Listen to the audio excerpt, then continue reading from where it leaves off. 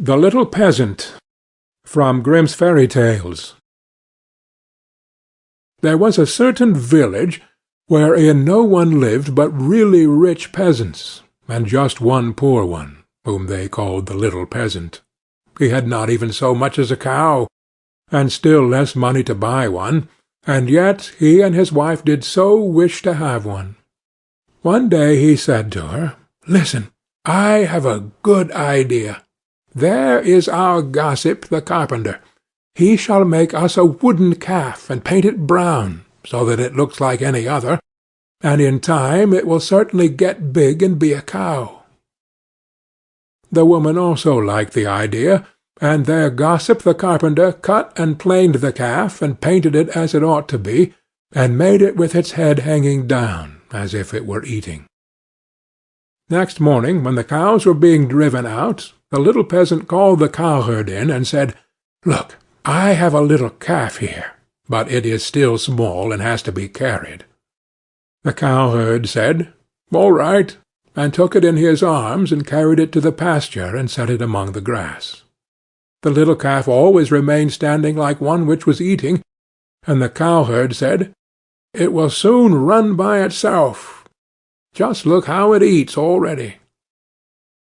At night, when he was going to drive the herd home again, he said to the calf, "If you can stand there and eat your fill, you can also go on your 4 legs. I don't care to drag you home again in my arms." But the little peasant stood at his door and waited for his little calf, and when the cowherd drove the cows through the village, and the calf was missing, he inquired where it was. The cowherd answered, "It is still standing out there eating. It would not stop and come with us." But the little peasant said, "Oh, but I must have my beast back again." Then they went back to the meadow together, but some one had stolen the calf, and it was gone. The cowherd said, "It must have run away." The peasant, however, said, "Don't tell me that," and led the cowherd before the mayor, who, for his carelessness, condemned him to give the peasant a cow for the calf which had run away. And now the little peasant and his wife had the cow for which they had so long wished, and they were heartily glad, but they had no food for it, and could give it nothing to eat, so it soon had to be killed. They salted the flesh, and the peasant went into the town and wanted to sell the skin there, so that he might buy a new calf with the proceeds. On the way he passed by a mill, and there sat a raven with broken wings, and out of pity he took him and wrapped him in the skin. But as the weather grew so bad, and there was a storm of rain and wind, he could go no farther, and turned back to the mill and begged for shelter. The miller's wife was alone in the house, and said to the peasant, "Lay yourself on the straw there," and gave him a slice of bread and cheese. The peasant ate it and lay down with his skin beside him, and the woman thought, "He is tired and has gone asleep." In the meantime came the parson. The miller's wife received him well, and said, "My husband is out, so we will have a feast." The peasant listened, and when he heard them talk about feasting, he was vexed that he had been forced to make shift with a slice of bread and cheese. Then the woman served up 4 different things, roast meat, salad, cakes, and wine.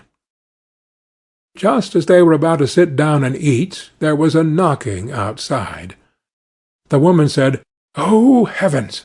It is my husband." She quickly hid the roast meat inside the tile stove, the wine under the pillow, the salad on the bed, the cakes under it, and the parson in the closet on the porch. Then she opened the door for her husband, and said, "Thank heaven you are back again. There is such a storm, it looks as if the world were coming to an end." The miller saw the peasant lying on the straw, and asked, "What is that fellow doing there?" "Ah," said the wife, "the poor knave came in the storm and rain and begged for shelter, so I gave him a bit of bread and cheese, and showed him where the straw was." The man said, I have no objection, but be quick and get me something to eat." The woman said, "But I have nothing but bread and cheese." "I am contented with anything," replied the husband. "So far as I am concerned, bread and cheese will do," and looked at the peasant and said, "Come and eat some more with me." The peasant did not require to be invited twice, but got up and ate.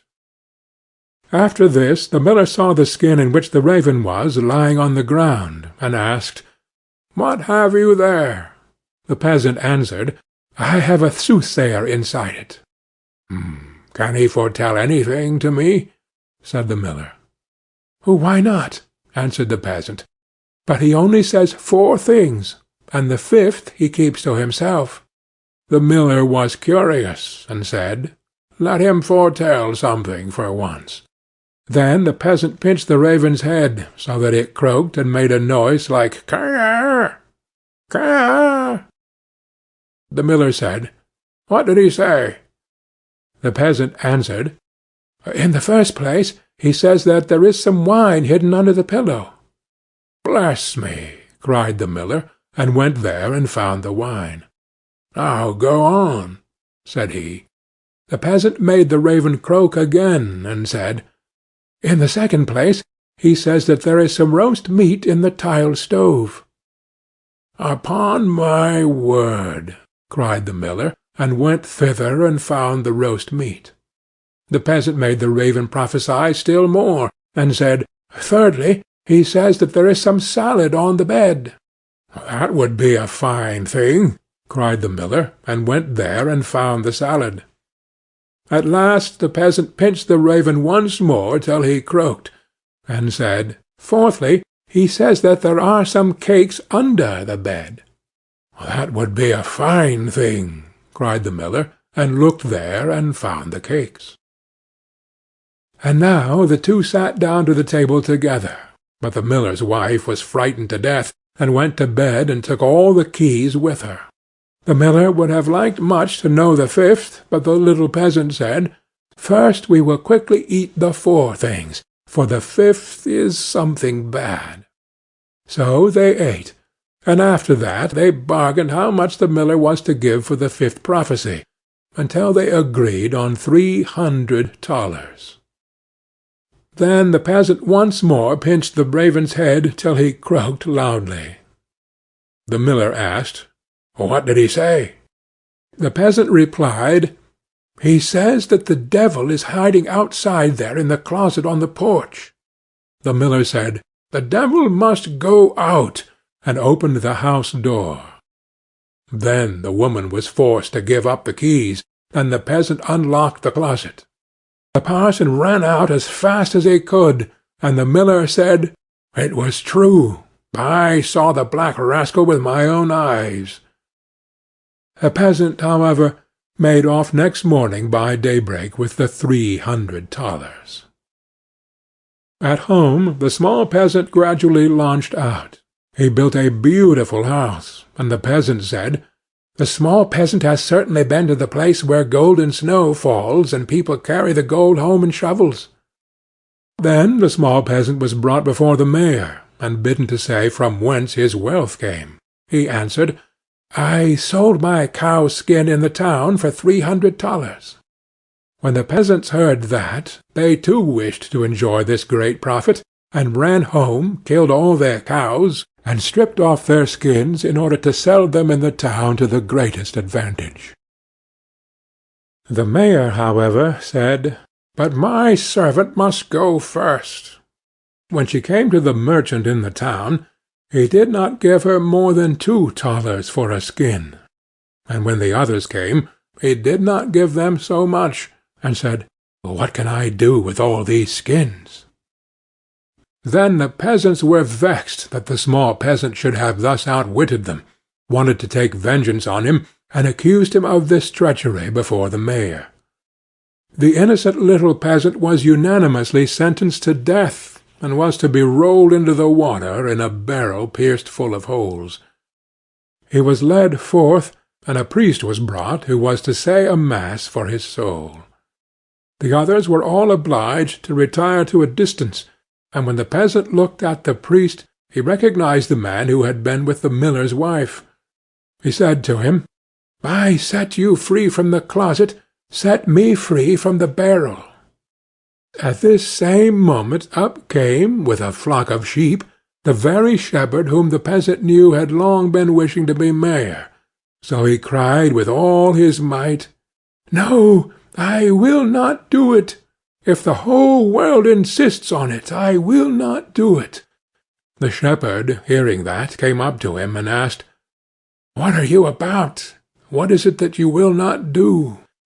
The peasant said, "They want to make me mayor if I will but put myself in the barrel, but I will not do it." The shepherd said, "If nothing more than that is needful in order to be mayor, I would get into the barrel at once." The peasant said, "If you will get in, you will be mayor." The shepherd was willing, and got in, and the peasant shut the top down on him. Then he took the shepherd's flock for himself, and drove it away. The parson went to the crowd and declared that the mass had been said. Then they came and rolled the barrel towards the water. When the barrel began to roll, the shepherd cried, "I am quite willing to be mayor." They believed no otherwise than that it was the peasant who was saying this, and answered, "That is what we intend, but first you shall look about you a little down below there." And they rolled the barrel down into the water. After the peasants went home, and as they were entering the village, the small peasant also came quietly in, driving a flock of sheep and looking quite contented. Then the peasants were astonished, and said, "Peasant, from whence do you come? Have you come out of the water?" "Yes, truly," replied the peasant. "I sank down, deep down, until at last I got to the bottom. I pushed the bottom out of the barrel and crept out, and there were pretty meadows on which a number of lambs were feeding, and from thence I brought this flock away with me." Said the peasants, "Are there any more there?" "Oh, yes," said he, "more than I could want." Then the peasants made up their minds that they too would fetch some sheep for themselves, a flock apiece, but the mayor said, "I come first." So they went to the water together, and just then there were some of the small fleecy clouds in the blue sky, which are called little lambs, and they were reflected in the water.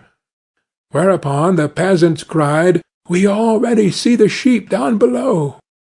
The mayor pressed forward and said, "I will go down first and look about me, and if things promise well I'll call you." So he jumped in. Splash went the water. It sounded as if he were calling them, and the whole crowd plunged in after him as one man. Then the entire village was dead, and the small peasant, as sole heir, became a rich man. End of The Little Peasant.